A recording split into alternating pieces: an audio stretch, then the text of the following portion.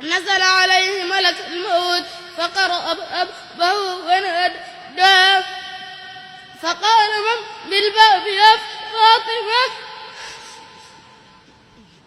فقالت زائر يا أبتاه. فقال هل تعرفينه؟ فقالت يا أبت لا والله. فقالت يا أبت لا. وأما بعد، أيها الناس، اذكروا هادم اللذات، فمن ذكره كان في أمان الله، ولا تطمعوا في هذه الدنيا بالإقامة فيها، فالبقاء فيها مستحيل ولا يبقى أحد إلا الله.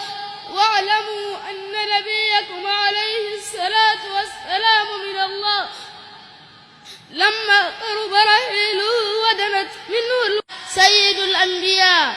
اللهم فصل وسلم وبارك على هذا النبي الكريم والرسول سيد السند العظيم ذي القلب الرحيم سيدنا محمد وعلى آله وصحبه صلاة وسلاما دائمين متلازمين إلى يوم عرضه ولقاه. وأشهد أن لا إله إلا الله. أما بعد، أيها الناس، اذكروا في نفس. فقالت يا أبت لا والله.